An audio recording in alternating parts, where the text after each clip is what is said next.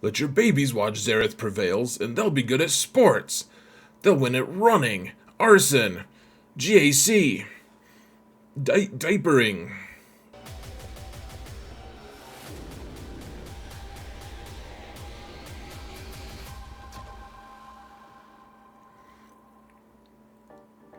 Hello everyone and welcome to another episode of Zareth Prevails. Or rather, Zareth makes an ass out of him trying to do a really poor parody of one of his favorite YouTube videos called Power Thirst. It's so extreme, guys. But guys, the 3v3 season is upon us. This Datacron set makes the meta so just... It's an insane meta, folks. It just really is. And no one's going to have the same stuff. You just can't. There's too much to roll. CG really made it so that we can't catch all of the good ones, guys. We just can't. And we have to make the best with what we have. And, you know, that sounds a lot like what my wife probably said.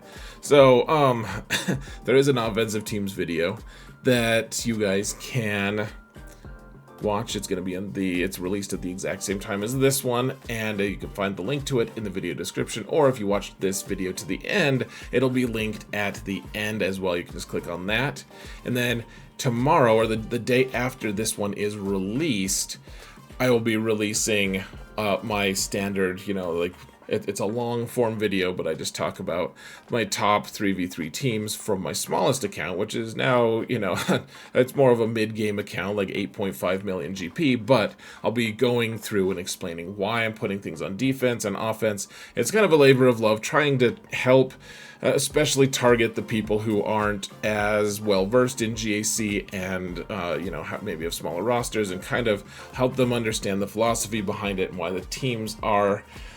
you know, what I'm doing with the teams and why I chose what I did. So, you guys can check that out. I don't think it'll be linked in this video, but it'll be released the day right after. I do have a Datacron infographic, guys, and I did update it in my Discord server, so go to my Discord server. It's free.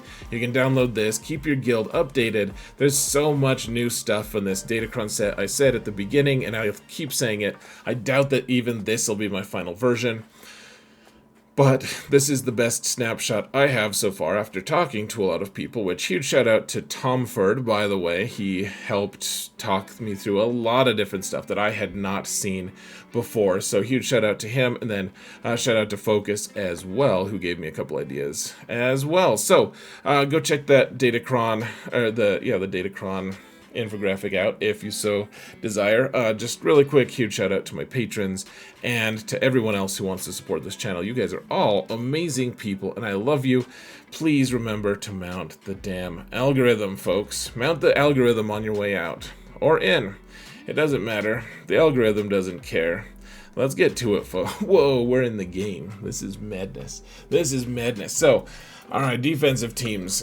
This is a weird set, folks, like I keep saying over and over again. First off, I'm going to say, with Datacrons, you should, with this new set, not everyone's going to have everything. I've said that a lot of times. CG was really dumb about the level 9s, like so dumb that I am actually physically ill with how angry it's making me. Maybe that's overstating it, but it's also, it's so true, not true. But here's the thing that you want, folks. First off, level 9s. Look, if Cup has 3 rolls on, like, just you guys can't see the Cup, I suppose, but don't get too worked up about level 9s. Seriously, get your level 9. Maybe you spike something awesome, and maybe not. Maybe you want to reroll it a couple times. I don't know, but then get to your faction level 6 and roll that until you get the one with the most words on it, and get as many of those as you can, and just spam them. Maybe don't spam the healer ones. They're good, but they're limited in number that you need.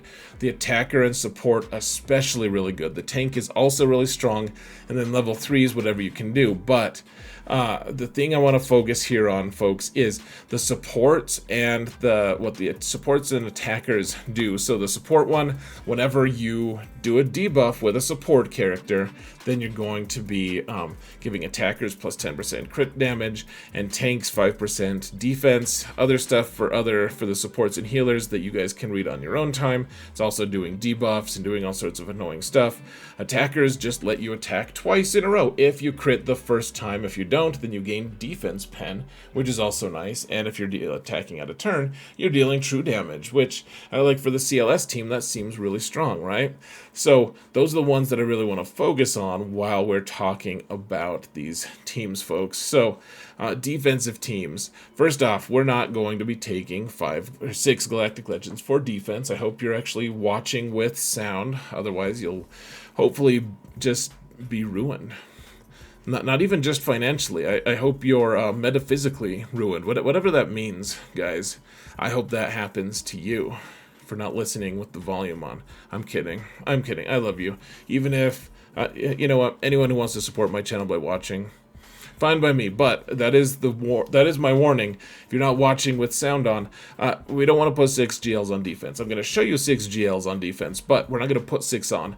First off, Kenobi and Supreme Leader Kylo kill everything. As far as I can tell, they do. They're the ones that just destroy everything. All right.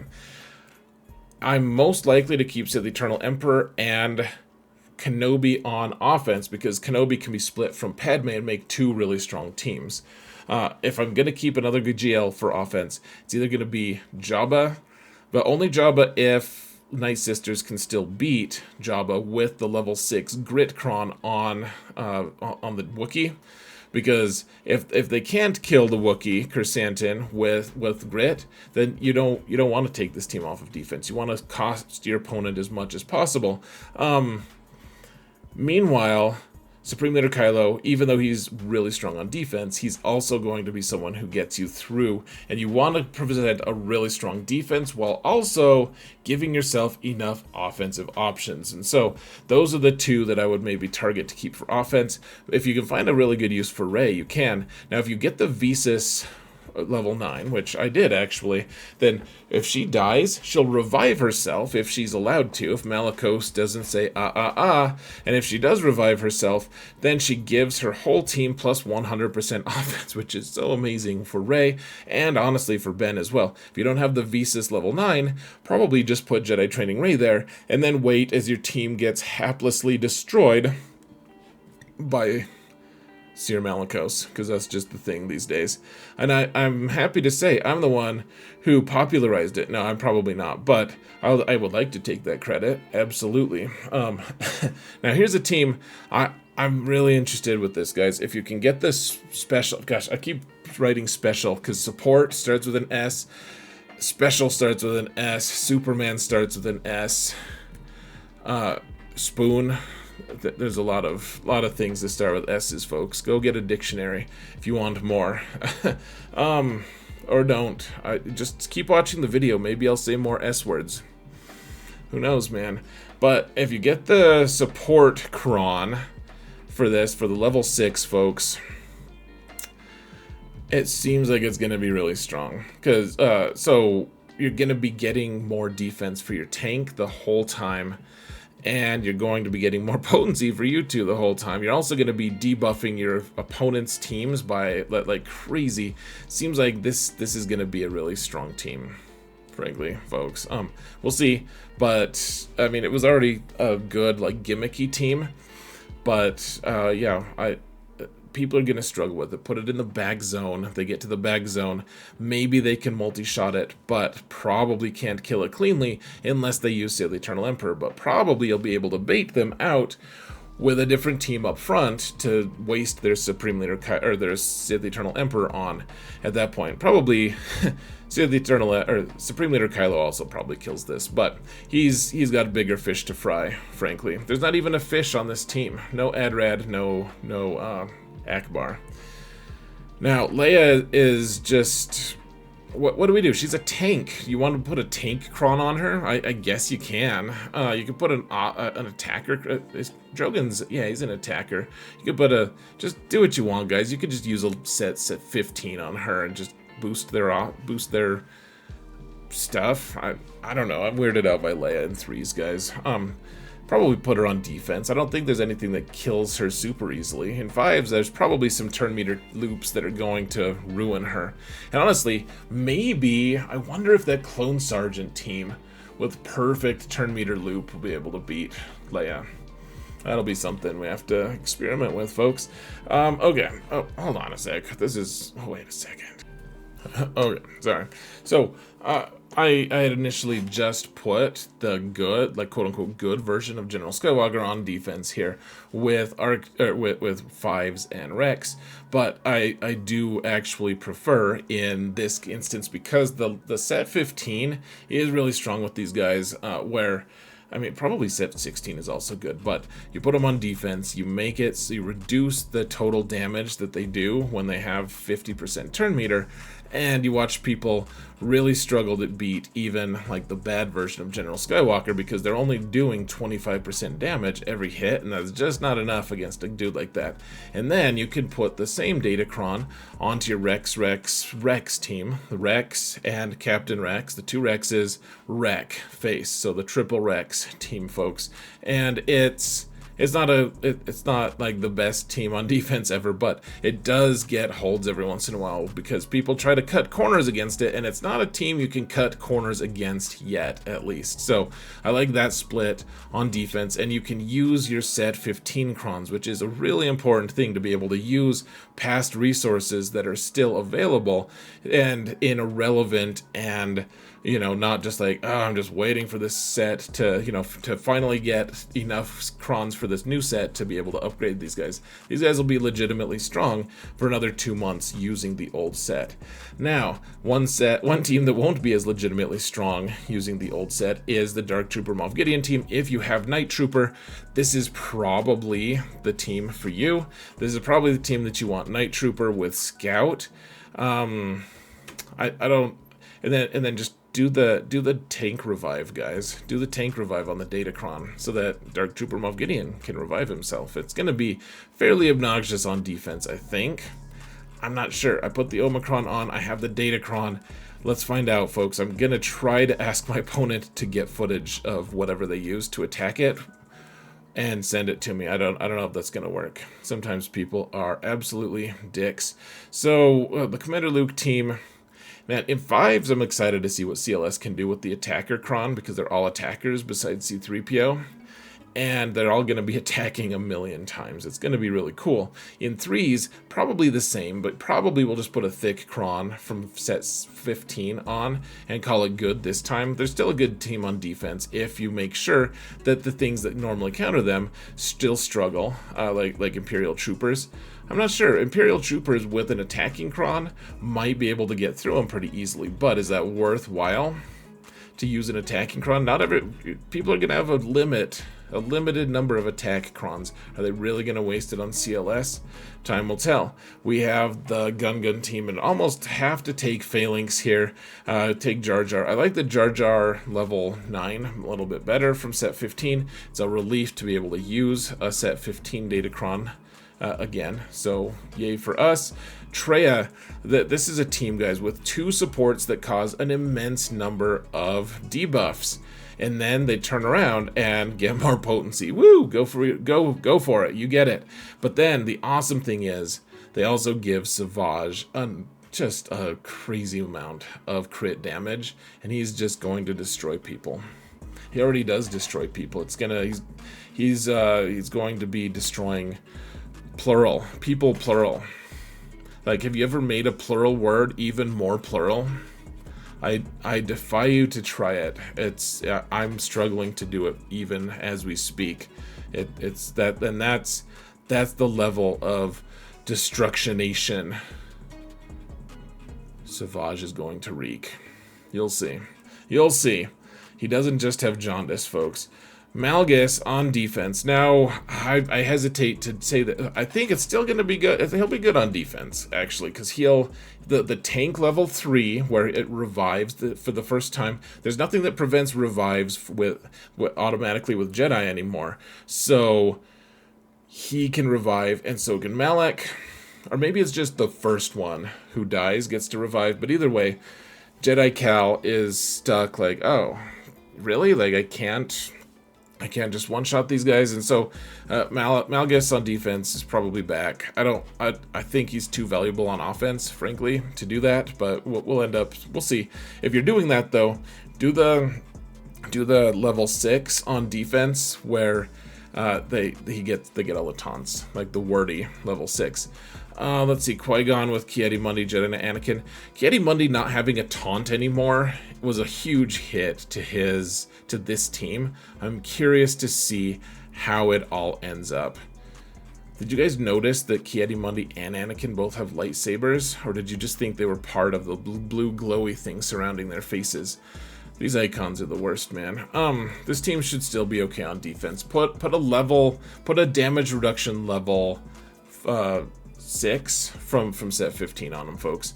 Now, Queen Amidala, if you have Queen Amidala and the Lover Boys, then great, put them on defense, wonderful, all set. If not, I think most people who are serious about this team, about this character and everything, about the raid, if you probably already have Padawan Obi-Wan ready to go, maybe not to Relic 9, but then you probably haven't farmed Qui-Gon yet. Most people haven't, even if they're serious about getting this team ready, because Qui-Gon is only available for crystals still. Varys is an okay add-on for now. Is she the best? Is she optimized? No. Maybe Snips here as well, though she dies a little easier. It's still going to be a decent team. Master Qui-Gon obviously makes it a lot better.